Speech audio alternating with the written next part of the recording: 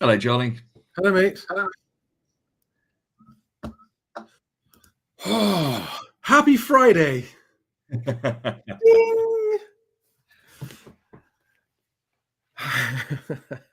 wasn't exactly a surprise. No. And I'm not going to waste anyone's time on this 5 Fact Friday with telling you anything that you already know about the UK election result. But this is a very unusual 5 Fact Friday, everybody. This is Moving Home with Charlie. I'm Charlie Lambden, and that is Alex Groundwater, christened by you as Housing Stig. And I'm just going to quickly, and Alex hasn't heard these, I'm going to read out the 5 facts as I see them very, very quickly, rapid fire. Fact number 1, there will now be no change to the housing market. We have the opportunity to create some change, but intentionally or not intentionally, we didn't seize that opportunity. And to me, it feels like if the housing market was marooned on a desert island and once every 5 years a ship sails past that could rescue it, that just happened and the housing market didn't actually get noticed enough, and that once in a 5-year opportunity to change things has gone now for the next 5 years. So there will be no substantial change in the housing market for the next 5 years. That I'm citing that as a fact. No one can tell the future, and I could be wrong on various things, but I'll back it up in a minute. Fact number 2, the popular vote was for a hung parliament. I'll show you the figures in a minute. But if the Houses of Commons were issued seats in proportion to the number of votes each party got, we would now have a severely hung parliament where no 2 parties would be big enough to make a majority. Yeah, I think that's right. Maybe no. Labour and Conservative would have just made it. Anyway, I'll come back to that in a minute. That's fact number 2, right? The popular vote, what we actually voted for by population, was a hung parliament, which is interesting. Fact number 3, because this is one of the material things that is going to change in the housing market. It's small and it's not brand new, but now that it wasn't going to be confirmed until the election result came in, is that stamp duty, which currently has a first-time buyer threshold of 425,000, is going to be lowered to 300,000 in April next year. Meaning if you're a first-time buyer buying a place for less than 425,000, but more than 300,000, you will have to pay stamp duty after April next year. Fact number 4, and this might be up for discussion, but I would say that collectively, the electorate doesn't understand the system. And that's not in any way a criticism. It's an observation of a very, very complicated system. Because today there's a whole lot of bewilderment going, we don't understand. How can the party that got more percentage of the vote get 1/10 of the seats than another party that got even less votes? And it is confusing if you don't understand it. And fact number 5, I did a quick straw poll this morning on X to see whether people feel better as a result of the election, the same, or worse. And it's roughly split equally 3 ways, a third, a third, a third. So 2/3 of you feel no different or worse. 2/3 of you feel no different or better. But 1/3 of you think that this is good news and you feel better about the result. 1/3 of you think it's bad news, you feel worse. And how do you feel, Alex? Well, I mean, it's a foregone conclusion, exactly as expected. Percentages were very different to what some people had suggested. But unfortunately, because of our first past the post system, the seats were pretty much exactly as expected. I would like to just play people this clip because I thought it was one of the best short summaries of exactly why the housing market is stuffed and why it's going to remain stuffed. And this is from an outgoing Tory MP. And thank you to Jay on...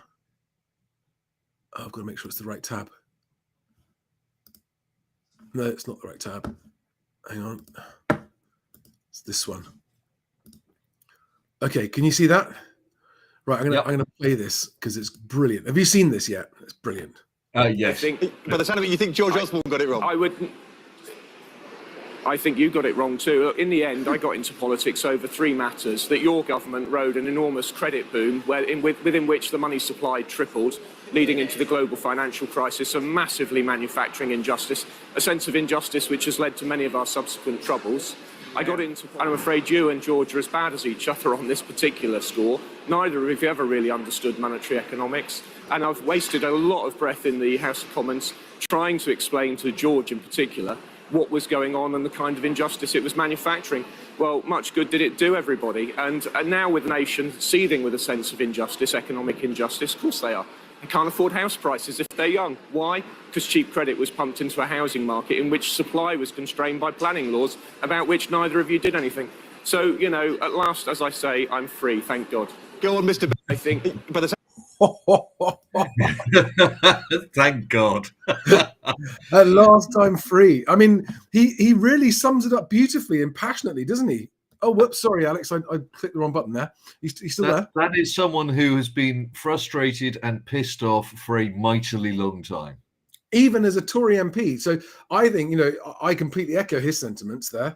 And I think a lot of people who hate Tories, full stop, should actually look at this, say a few of them there actually came in and tried to get listened to and didn't get listened to, which actually leads me on to a quick important point I want to make, right?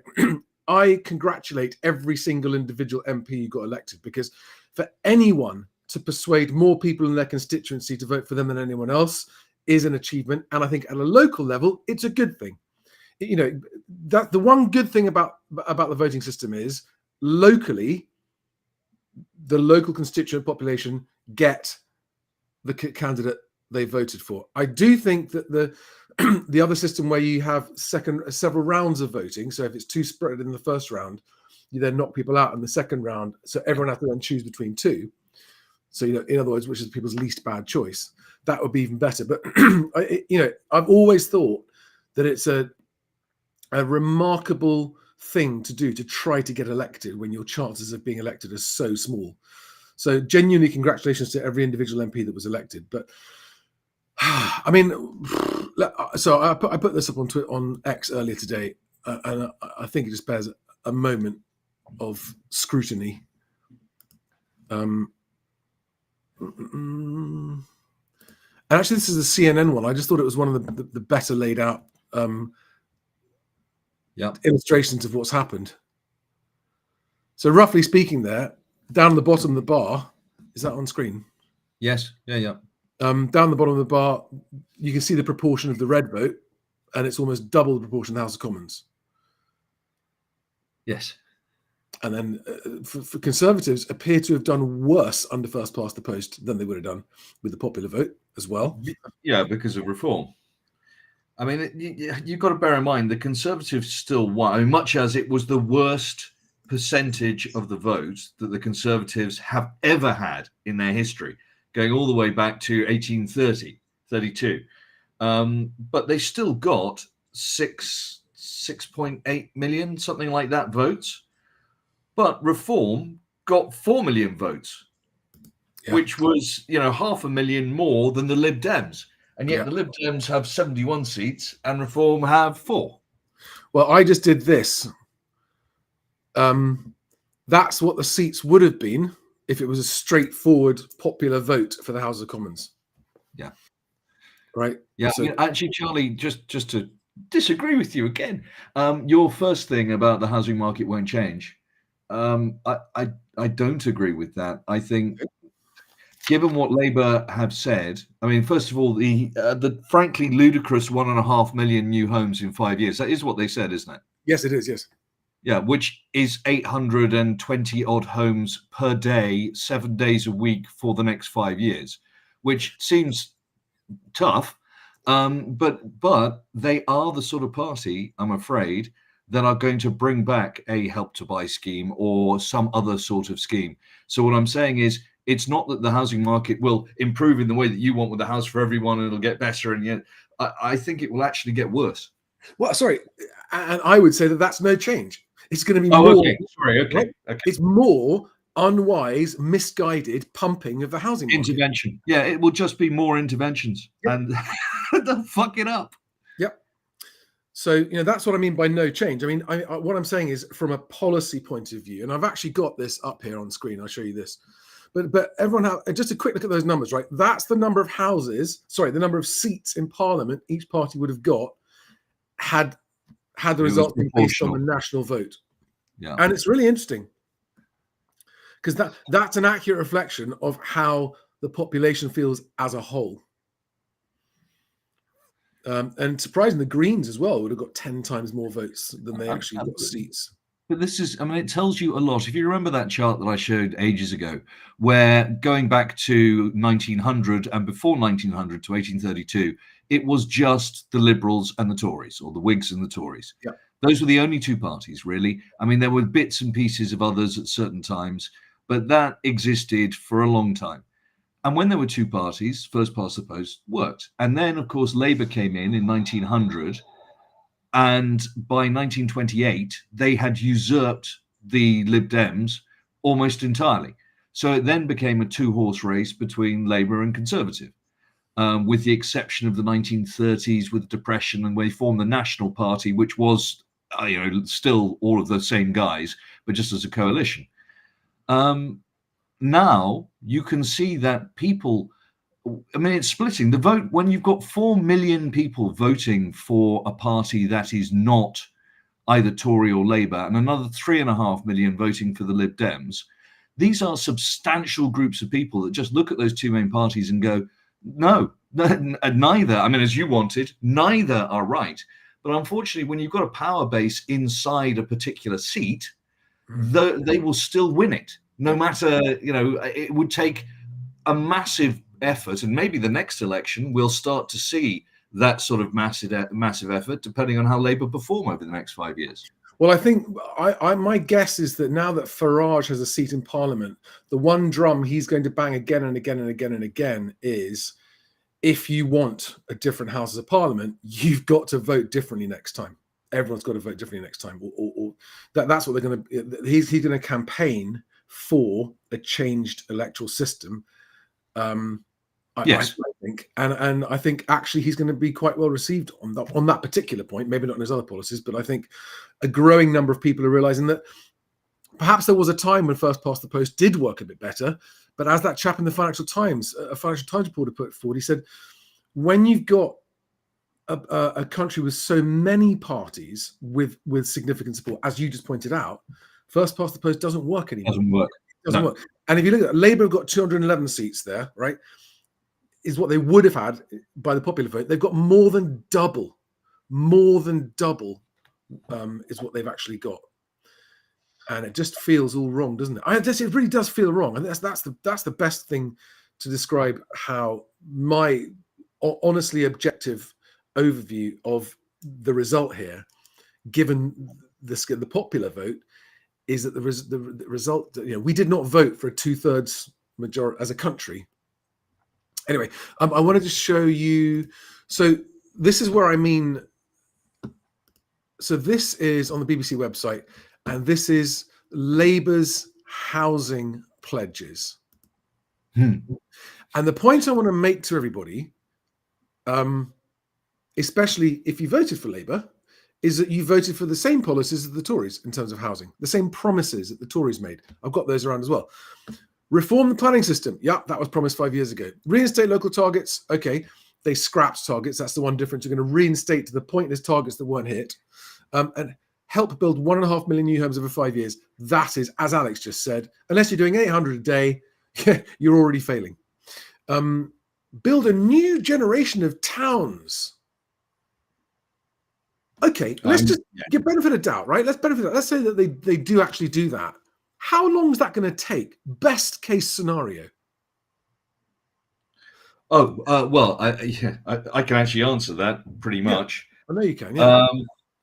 when you look, because when you're building a town, there is a lot of infrastructure that you're looking at doing, from the sewage through to the power, through to the hospitals, the GP surgeries, the schools, all the rest of this sort of stuff, the roads. The infrastructure required to build a new town is enormously expensive. How and long the would it take? If you had the money, how long would it take, do you reckon? If you had unlimited funds, well, it depends on the size of the town, obviously, but let's say we're talking about 50,000 people. Yeah. So you're looking at building in the region of 15 to 20,000 homes. Sorry, 20,000 homes. Yeah. Well, I mean, that's got to be, with all the infrastructure, you've got to be looking at a decade. It's got to be 10 years. And that's if you... Point. Yeah, exactly. And so to give them the benefit of the doubt, if they get, to use their stupid expression, spades in the ground for these 10 new towns within the next 6 months, then I'll be like, okay, all right, you've actually identified the sites and started the process. It might be 10 years out, but 10 years from now, we might be thanking you if they're well designed and well built, and if they're in the places that people need them. Yeah. So again, I'm trying to be objective here, because everyone knows that my problem is I don't believe Labour will achieve anything that they say they're going to achieve because of internal management problems. Prioritise the building of social rented homes. Now, does that mean they're going to build them themselves? Or does that mean they're going to try and make the private sector build social rented homes? Because they haven't been explicit about that. No. And give first-time buyers the chance to buy homes in new developments before investors. I cannot wait to see how they try to implement that without pissing off all the developers. Because it's like saying to property developers and businesses, your best customers, the ones that pay over the odds and always buy first, you can't sell to those guys anymore. Good luck with that, Labour. Introduce a permanent mortgage guarantee scheme to help first-time buyers. Okay, let's just be clear. That's not new. That already exists. They're just going to make it permanent. That it was due to end, I think, June 2025, the existing 5%, and it's got a very, very small take-up. It's not going to make a difference. It isn't a change. They're just not going to end it next year as was planned, right? So that is literally continuation of Tory policy. Yep. Make it easier and cheaper for leaseholders to extend leases and ban. Well, that's what the Tories said 5 years ago. Let's hope you do. Let's hope you do. And ban no fault evictions in the power. Again, that's what the Tories said they'd do. Let's see if you can actually do it, because in 5 years they didn't do it. Now, if you have, if in the next 5 years we don't have any wars or any pandemics, then, any unexpected financial events in the next 5 years, everything should be fine, right? So, okay, that's what Labour is saying they're going to do. This, and my point is that there's nothing really substantive or new in there. And I also think, and I've said this a million times, unless the government begins a massive program of carefully targeted local social housing building for specific purposes, so that the government does not have to rely on the private sector for meeting its government obligations to house people. Unless you do that, it doesn't matter how many new homes you build, you won't solve the problem. And developers will not build homes that they can't sell. Yeah. What does that mean? Government's going to do Help to Buy. What does that mean? Prices go up. What does that mean? Less people can afford homes. What does that mean? You've still got the same problem.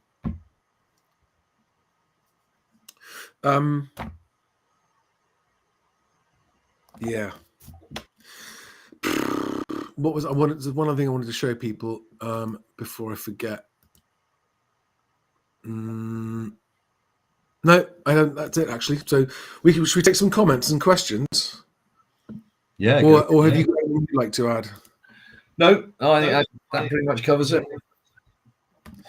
I would just, before we start getting into the live stream comments here, I would just like to add that although this was entirely expected, I still had a glimmer of hope that it wasn't going to happen, and I'm feeling so disappointed at the squandered opportunity to improve the housing market. I genuinely, like, I feel it really deeply and viscerally, like, fuck, so many people who have been fucked over properly by the failures of housing policy, who might have had a glimmer of hope of that starting to improve now. I'm sorry, guys, that's now 5 years away again. It's another 5 years away at least.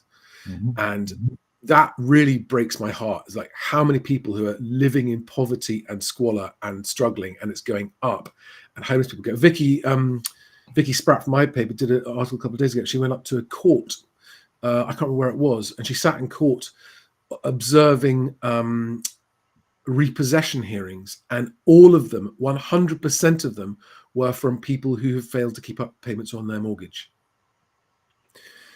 And that's increasing. And even though the overall numbers might still be quite small, that's increasing, and that's going to get worse. And I just wish that the government would understand, and people voting for governments would understand, that until you make decent homes affordable without financial stimulus or artificial measures, this problem will not go away.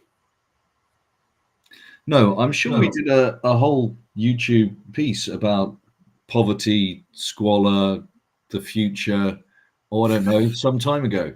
What was that called again? I can't quite recall. So for those of you who are new here, I'm just going to interpret what Alex said. We did a video called Death in Poverty. And we've just taken another big step towards it. Hey, well done, everyone. And that's why I'm feeling it. And when you and I discussed this yesterday, and I texted you and went, I'm just so depressed at what's happening. You were like, yeah, but we knew this was happening and nothing's going to change it. So what's new? And you're right. I just, I am, despite what everyone thinks, an optimist. I like to think that there's a chance it might not be quite as shit as it looks like it's going to be. But it is. It's going to be a shit. And partly because of, and ignoring all the other stuff about Keir Starmer, above all else, he's just naive. For a man with the job that he's now got, is what I mean, right? I mean, relatively speaking, when you look at the qualities of someone you want holding that office, the sort of statesmanship and leadership skills you want, he just hasn't got a clue. And that, to me, is like, I know that without strong leadership, there will be no change. Yeah. Yeah, you can probably tell I'm genuinely disheartened. I allowed myself to have a glimmer of hope that people might vote not for more of the same that we've had for the last 20, 30, 40 years. But the electorate, in their wisdom, has gone, no, it's going to be different this time, isn't it? Well, let's see. It may be quite different. Yeah, Joanne Ward, so sad. Another 5 wasted years. I completely agree. And there's so many comments.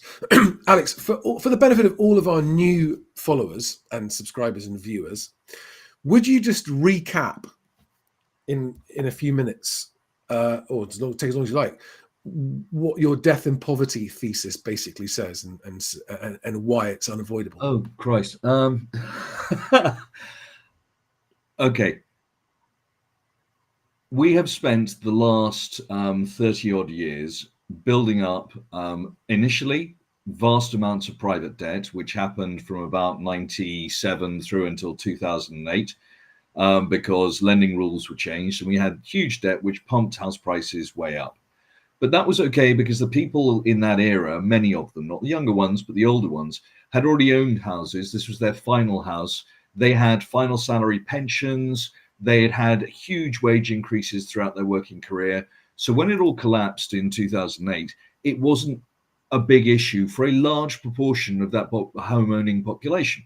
It just meant that the value of the asset that they were living in had gone down, which in nominal terms, it only stayed down for a couple of years.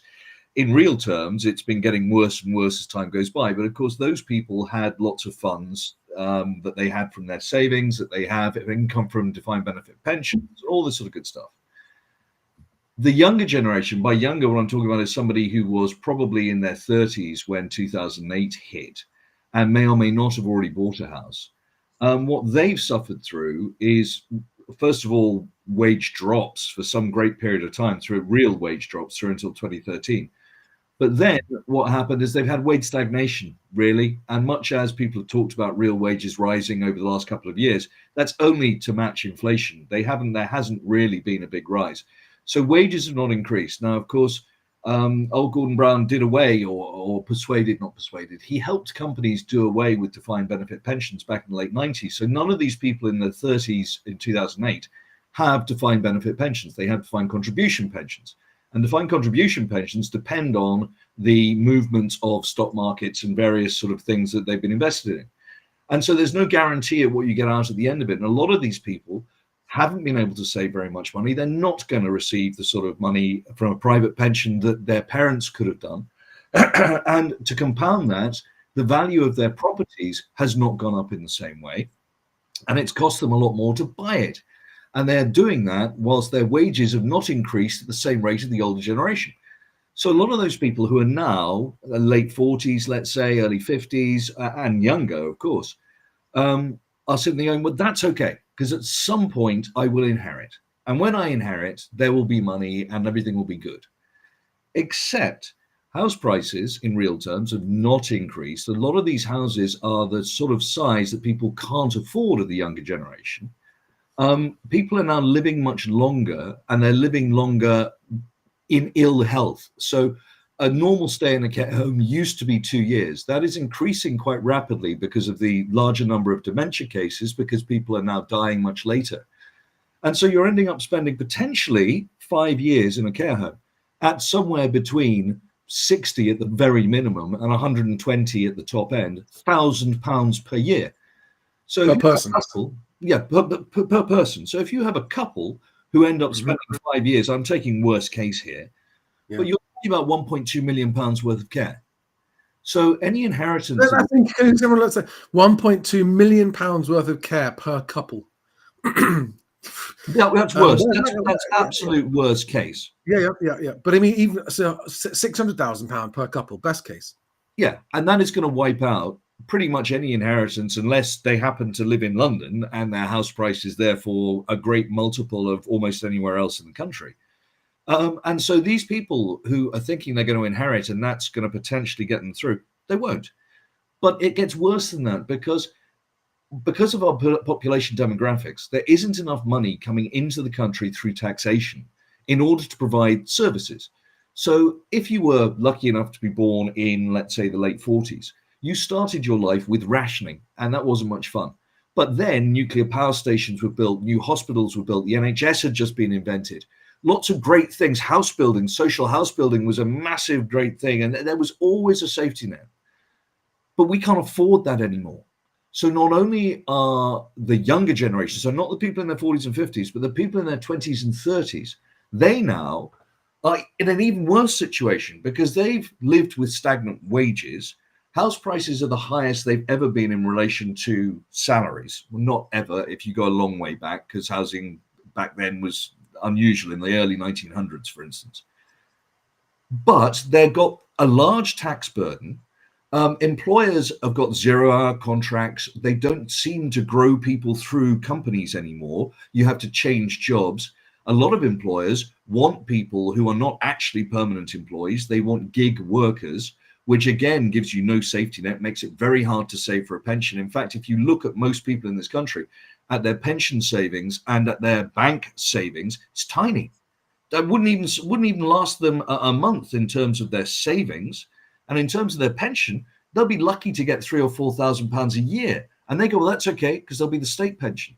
No, well, A, the state pension is very, very low. And B, it's unlikely to exist in 30 years' time when these people might be retiring, if they're ever allowed to retire. And so when you add all this together and you could say that the debt is continuing to increase, and we're in a situation where the whole of the first world, the whole of Europe, America, Canada, everybody is in pretty much the same boat. Even Asia, and that's where I began to get really worried, is that places like China now have vast debt. It's only Africa, a couple of countries in South America, and a few countries in the Middle East that are not. you end up in a situation where not everyone, because there will always be certain lucky people in society, but a very small percentage as we go forward, but many people are going to end up dying in poverty. They won't have somewhere to live that's decent. They won't have an income that will allow them to have, a proper care home or what any of these things. So actually, our quality of life, especially towards the end, is likely to get much worse. And that's where we came up with the phrase death in poverty. Okay, so all of which is to say it's pretty inescapable unless you get yourself extremely wealthy. Well, and this is where people go on and on about the WEF and oh my God, the Great Reset, they're bastards, it's all planned. Well, hang on one second. Actually, much as I hate CBDCs, the idea of them in terms of control, if they are a tool that allows governments to then do debt jubilees for public debt without devaluing their currency, because there are so many of the developed countries in this situation, if we can do that, and if we use CBDCs for the benefit of the country, and believe me, I know that they won't be used reasonably. I'm well aware of the abuses that will happen, but let's pretend it's a utopia.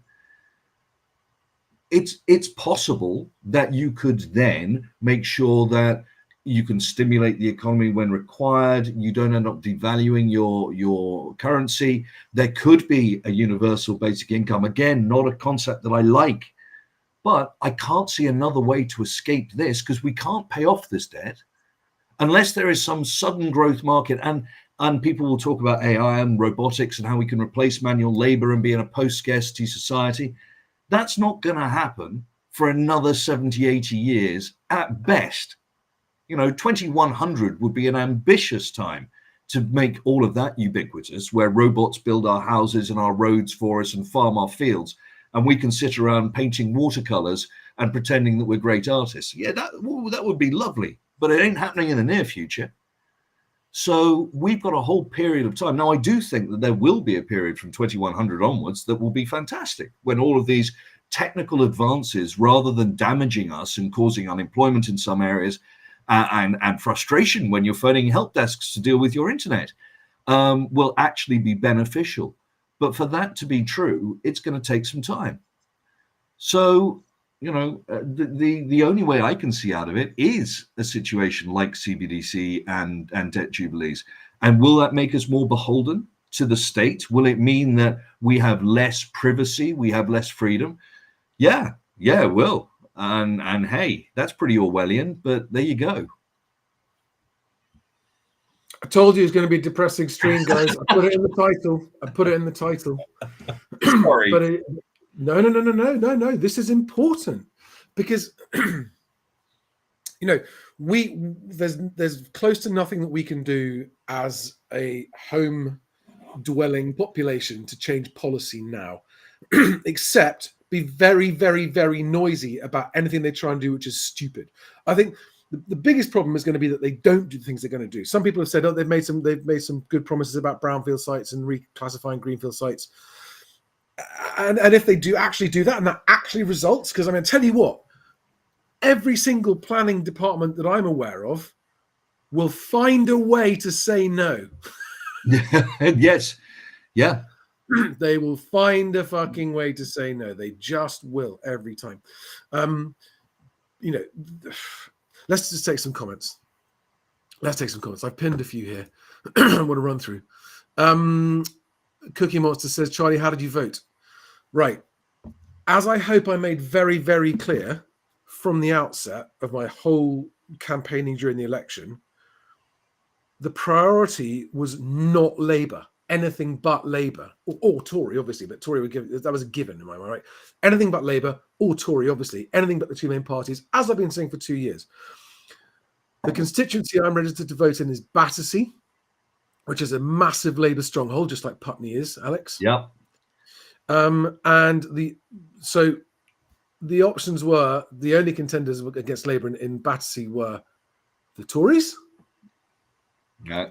which I held my nose, but it still stank too much. And also, I couldn't, with my conscience, vote Tory, given that their housing policies have failed and they haven't even got any new ones. The next best was Liberal Democrat, who do have a good housing manifesto, or did. So You Lib Demmed it. I voted Lib Dem. I nearly did, but I'd done the maths on Wandsworth, and there was, I mean, as you say, Labour were going to win. There was nothing that could be done about it. So Huge actually, Labour. just to send a message, not that I don't like Farage, but I voted Reform just so that they realise, and look at that popular vote, 14.7% of the people voted Reform. So yeah, I voted Reform. Not that I would ever want them to get in, but So it's a tactical vote. Yeah. So Tina B says, "Hi all. So same shit, different day. Yeah, I think it's going to be the same Worse shit, shit. getting stinkier and rottier and nastier." Exactly. Car World says, "You will find out very soon how bad the economy is. All blame will be put on Conservatives. Labour are not good for business or the housing market." Yeah. Nice observation. Huey Warner says, "Same shit, different day. Expect more housing props to stop house prices from falling. All done in the name of helping people whilst only benefiting house builders and bankers." Correct. That is what you voted for when you voted for Labour, everybody. Yep. So if you are frustrated with how unaffordable housing is and you voted for Labour, it's like punching yourself in the face. Paul B says, "We voted in the party of private equity because it was a choice between them or the other party of private equity. He's not wrong. Magnanimously by a media class dominated by shareholders in private equity." Yes, Paul. Yes. Welsh Hibby. "We are well and truly fucked with Labour in charge." Well, I mean, to be fair to Labour, we were already well and truly fucked before they were in charge. But now, yeah, they're not going to get us out of it. I agree. Yeah, but there was a chance for a wraparound previously. Jason Butler, Financial Wellbeing, says Labour has already said they will amend the policy framework to state a presumption of development for brownfield. Oh, well, if they've said it, Jason, it must be true. Because let's go back and look at all the other manifestos. I have the previous Tory manifesto up here from 5 years ago. It's too good not to share with you. Just very, very quickly, like 30 seconds on this, because they said, right? They said they would. So surely it means that they must, if they said that they would. So this is what happened in the Conservative Manifesto. Affordable housing supply. The manifesto commits to renewing affordable homes program. How did that go? Oh, it didn't. Building safety and quality. How's that gone? It hasn't. It's still trapped. It's still wrapped up in everything. And the Grenfell thing hasn't concluded, and they haven't fixed all the leasehold cladding problems. Regeneration. There is a renewed commitment to the previously announced Towns Fund, which will invest regeneration 100% quality care. I don't know if they did that or not, but whether it's made any tangible difference, I don't think it has. Protections for tenants. They said they'd do it. They didn't. They tried. They were trying, but they didn't. And again, this is my point about Labour underestimating how hard it's going to be. And welfare reform. I'm not sure any of that happened, did it? Just continuing the rollout of universal credit while ensuring it works better for the most vulnerable. Oh, and here we are. My favourite one, homelessness. Homelessness is on the up. They were going to end rough sleeping, remember? So I'm sorry, guys. Sorry, Jason. I just don't share any enthusiasm about anything just because they said they would. But I agree with you. If they do, and if that results in more affordable homes being built where they are needed, rather than big white elephant empty building blocks where no one can afford to buy them, then yeah, that'll be good. Paul B makes a good comment. It takes 30 plus years to magic a community out of thin air. Yeah. Yeah, quite right, Paul. Quite right. Mark Tyland says house prices are not going to come down. They've already crashed in real terms. Are there still people that think they're going to come down? Yes, Mark, there are still people who think they're going to come down. Some considerable way further. We might have to do a video on why soon. James Barn asks a great question. How do we campaign and change Labour's mind on policy? I mean, the only way to do that is for everyone to make it very, very clear to the Labour MP that they better not do Help to Buy, for example. and that will actually backfire if they think it's a good idea. And they better had to deliver on the promises, or they won't get voted back in. Because I think Labour might make the mistaken assumption, like the Tories made after their 2019 win. Yay, 80-seat majority. It's going to be Tories for 10 years. Do you remember people saying that? Yeah. 10 years of Tories. Yeah. There'll be Labour people making that same mistake. Maybe it will be. I'm not saying it won't be, but it's a foolish assumption. So I think the sooner we start campaigning to change their mind on policy that hurts the housing market, the better. And you just do it by haranguing your MP, as many of you as possible, haranguing your MP so that when they're in Parliament voting, they think, hang on a second, so many of my constituents have told me that if I don't vote against this, they're going to kick me out in the next election. Mm-hmm. That's what we can do, and we should do. We really should. Le Fricola says, on what basis are you concerned about Labour's management issues? Compared to the alternative, which is a weak Tory majority, which would have pandered to the hard right. Okay, so, well, it's not a political problem, the management issues, and it's not about anyone pandering. I think Labour's going to be pandering to the hard left quite soon. Is one issue. But generally speaking, it's just an overall lack of experience in government. I don't think they've got a clue how hard this is going to be. Even with the best one in the world to implement the best policies and changes, they've got external factors outside their control, like the wars, and global markets that are outside their control as well. And whether or not Labour are going to be well placed to handle any incoming crises, we'll have to see. It's just an assessment based on the caliber of people going in and the lack of a coherent team, as far as I can tell. But let's wait and see. Fingers crossed I'm wrong and they're better. I mean, do you have an opinion on that, Alex? Just the Labour team, collective team quality and competence. I don't know them. I do not know it well enough to comment. I have seen, or I've read, and this is the problem, I haven't done the research, that they are quite a young team with little experience, with none of them being ministers previously. So, there's going to be a lot of learning, no matter how bright they are. There's going to be a handover period, isn't there? There's definitely, I mean, there always is. In any situation where you've got a complete change of team running yes. Something where we're going to change team around the country, it's going to be a massive. And in my experience of changing management teams, roughly 1 in 3 don't work out. Yeah, well, and with the best, I understand that politicians are supposed to be working for the best interests of the country, but they don't. And whenever you have that change of teams, there are people who are decent and are willing to share their experience and gotchas, etc. And there are people that just keep their mouths shut and go, yeah, I'll watch that guy fail or that woman fail in a couple of years' time. And then I'll get a chance to come back in myself.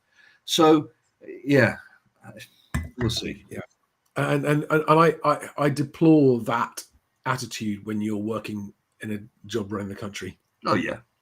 Because you really are putting yourself ahead of the country when you do that. Yep. And that's one of the major problems with the whole political system right now, is all the individual jostling. Freddie Moses says, CBDCs will be resisted and there'll be pushback from minorities like travellers who only deal in cash. You're right, there will be resistance and pushback, but it's not going to make a gnat's chuff bit of difference. The vast majority of people will just go, oh, thank you, fantastic. You mean I get some free tokens? Brilliant. Yeah, exactly. Alexandra Saywell says, up north is not cheap. Gone are those days. Unless you've got something expensive in London you can sell first, forget it. Yeah, well, that's true. That's a little unfair. Anywhere in the south, I mean, the divide between north and south in terms of house prices is still vast.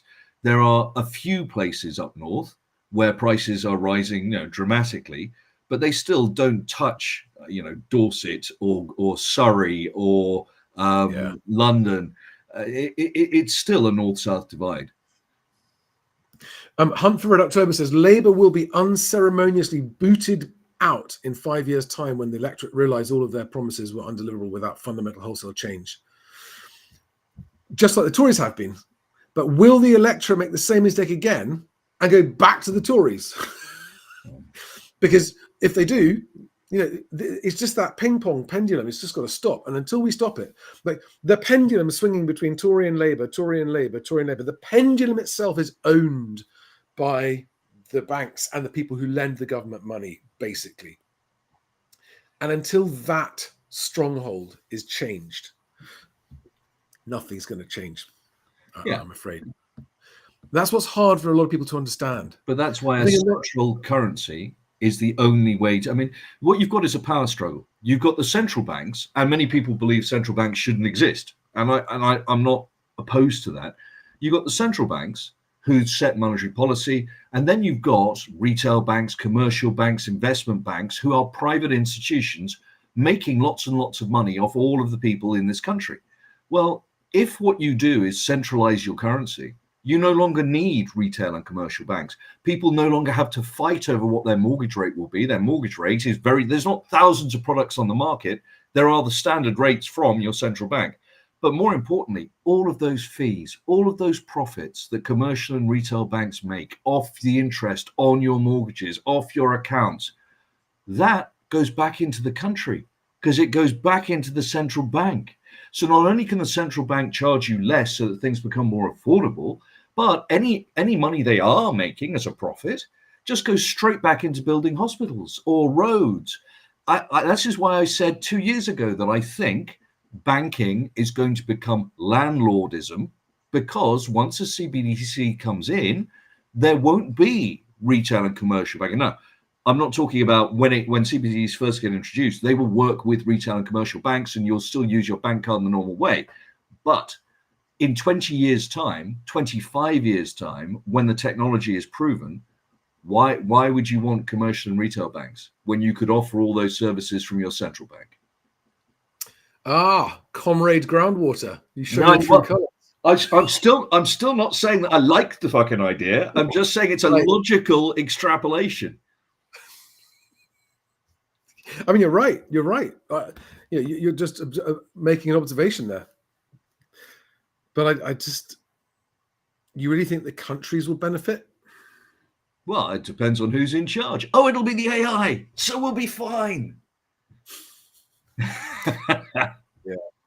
I mean, one of the best things I hope for is that actually there is some unknown future that awaits us that is actually better than anyone can imagine. That somehow comes around through a series of events, including a fantastic technology breakthrough that benefits people, and a fantastic breakthrough in terms of democracy.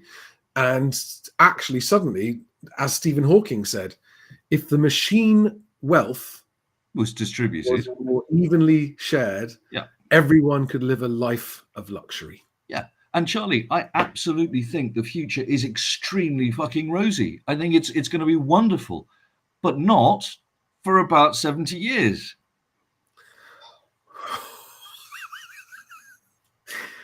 Long after we've gone then. Yeah. So I should say to my kids, your life's going to be completely shit, but your grandkids will have a fantastic time. Yeah. God, you're probably right. But who thinks that far ahead? Well, the World Economic Forum, clearly. Yeah. What is that Greek phrase that I like? The world is better now. I can't remember it's when men plant trees, the shade of which they will never sit in. Yes.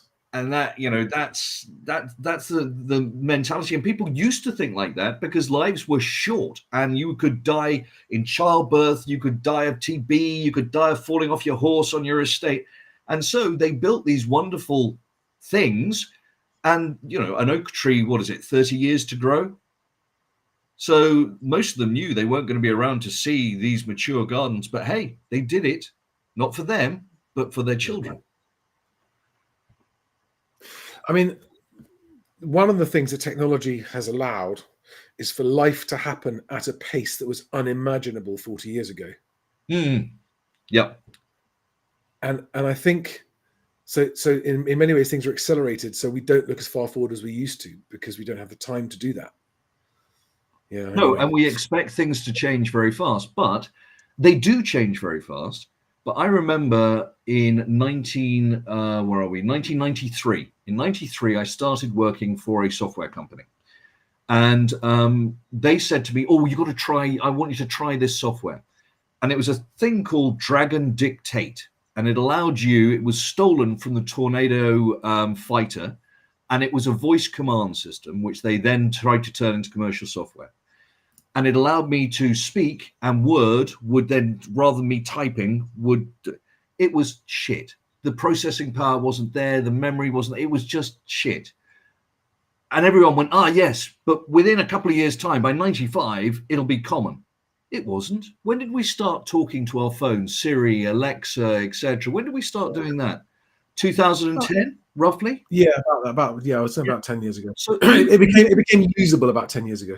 So that's 18 years from when I was first looking at it.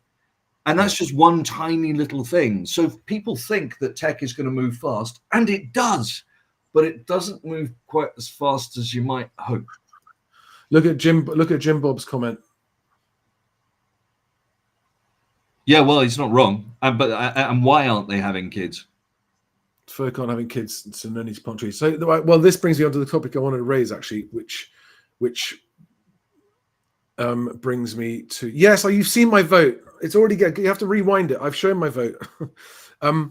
This is a really important topic for me. I really want to. So two things that I'm going to now be doing. So now the election's out of the way, I can get back to normal and helping people to move house as much as I can. And I'll do that continuously on this channel as I do, and we'll do videos for buyers and sellers and renters. I'm going to do a lot more for renters and just people who want to move house. Don't care about politics or anything else. I just want to move house. But I'm also going to be trying to bring about through the Best Agent Public House Price Index pricing transparency, because that is one thing that nobody can stop us doing if we want to do it. And with enough conveyancers and estate agents and movers taking part and contributing exchange prices, there'll be house price transparency that will stop them being overvalued and prices pumped so much. So that's going to continue. But what I also want people to understand, and I've thought this through an awful lot, is that if you make housing more affordable, many other major social problems start to improve on their own. I'm not going into details now, but truthfully, like someone just said, oh, we need to solve the poor areas first before we fix housing. No. Truly, the trickle-down effect of improving housing affordability and allowing people a decent place to live and raise a family when they're earning median or average incomes, that is a faster way to improve the economy, people's well-being, people's mental health, productivity, all of those things, all of which have knock-on benefits for the NHS, for crime, for all the things that taxpayers have to pay for, homelessness, everything else. The return on investment of making housing affordable is higher than anything else. Yeah, it really, really is. And that's why we have to vote to fix housing next time we come around. And everyone needs to understand, you want better homes, you want better schools, you want better, safer streets, you want better quality living, you want to be able to raise a family. Making decent housing affordable, not just building fucking shoeboxes so that they're cheap when nobody wants to live, because that's where you end up with what we've got now, where no one wants to have families, right? But actually make decent, respectable homes affordable to people, however you want to do it. Raise wages enough that people can do it, whatever it might be, but do that, because there are actually, the funny thing is that the only reason people don't have bigger homes is because they're too expensive. And if we get rid of stamp duty completely, many more people will downsize and free up loads of bigger family homes. But you fix housing, as in you make it possible for people earning average wages to afford to live in a decent home where they can raise a family, then many other problems go away, because that will also boost the economy. Prosperity will come from that faster than anything else.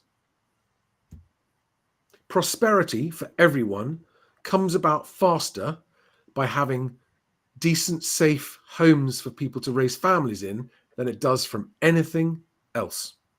Here endeth that. All right, guys, time to wrap up. And for any of you who are late, so first of all, Alex, anything you want to add to what I just said? Do you agree? I absolutely agree. Absolutely. I mean, we tie up so much of the money in this country in our housing. What was it valued at? 10 trillion? Is that how much housing is now? Somewhere between 8 and 10 trillion? I can't remember.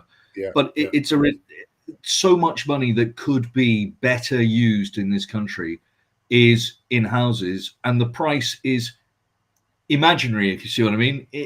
The price is only there because people are willing to put their money into it. If everyone said, you know what, I'm going to use 20% of my money to invest in companies, and therefore I'll only ever use 80% to invest in my house prices would come down, and then people could do something more productive with their money. Yeah. So the problem we've got to solve is the one where people who want their home at any price, at any cost, and I understand that, right? What choice do you have? You need a home of your own, especially if you want to raise a family. Cheap money, relatively, and a way to afford it, and a government Help to Buy scheme gives you that key to that life.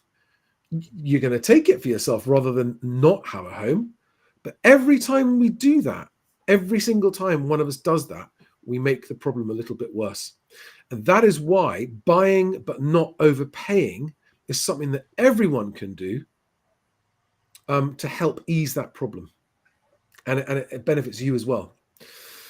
And yeah, one more time for those of you who were late to the party who want to know how I voted. I voted to stop Labour. The tactical vote to do that in my constituency would have been to vote Tory. I couldn't vote Tory. I refused to vote Tory because of their failure on housing. So the next best thing was Liberal Democrats. They did have a better housing policy. And there it is. That's my ballot. All right. So to all those of you, 60% of you who thought I'd vote Reform,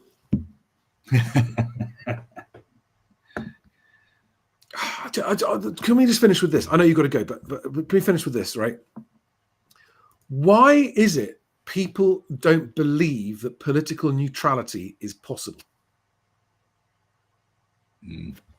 No, I don't get it. Why can't people accept that such a thing is possible? Because actually, it's the most beneficial thing for the country is if everyone was politically neutral and made objective decisions when it came to elections, everything would be better. And the fact that people aren't capable of being politically neutral is why we're fucked and we have a two-party system. And on that happy note, I will wish everyone a great weekend. Alex, thank you very much again. Pleasure, mate. Have a good one, everyone. We'll see you. So normal service resumes soon. We'll get back to moving. All right, guys. See you.